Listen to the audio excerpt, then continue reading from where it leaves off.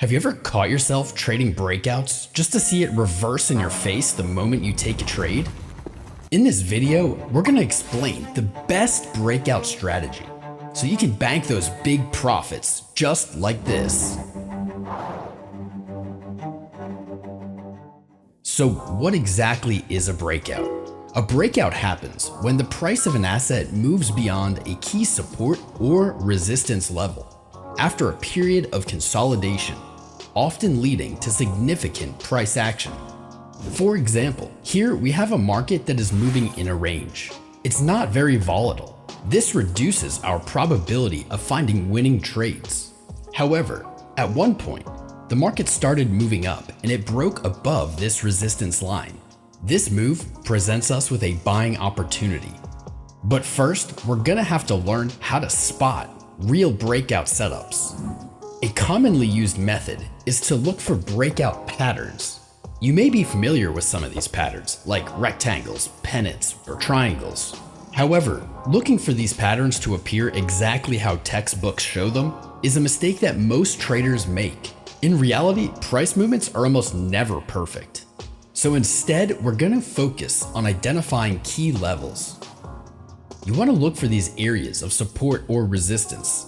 This includes horizontal levels, as well as diagonal price levels like trend lines. Once you have identified these levels, and you see the market breaking out of them, don't just enter a position blindly, as a lot of the times these can end up being fakeouts or liquidity grabs, like this one right here.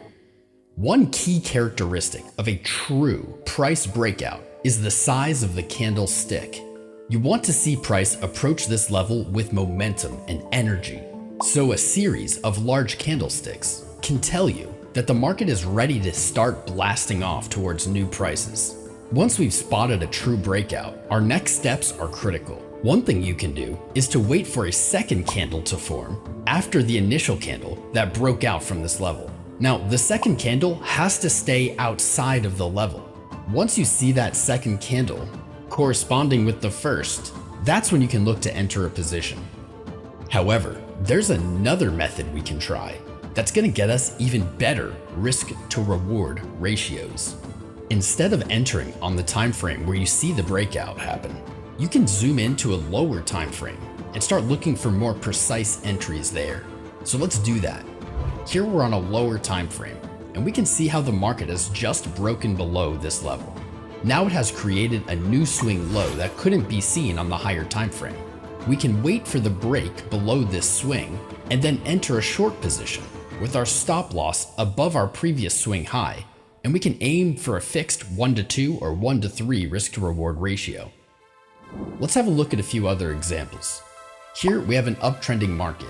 It's consistently setting higher highs and higher lows. We can look to connect the swing lows here and create a trend line, and this is going to act as our first key level. You may also notice this local range that's been put in. This level of support also becomes a key area as the market has bounced from it multiple times. Eventually, it broke through this key level with a lot of energy. Now, our stop loss could be way up here. This wouldn't give us a good risk to reward.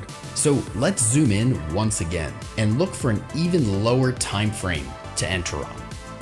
Now that we've done that, we can see again that the market has made clear swing lows. It broke below, so now we can expect the market to continue further down. You can enter on a retest with your stop just above the high and aim for the levels lower.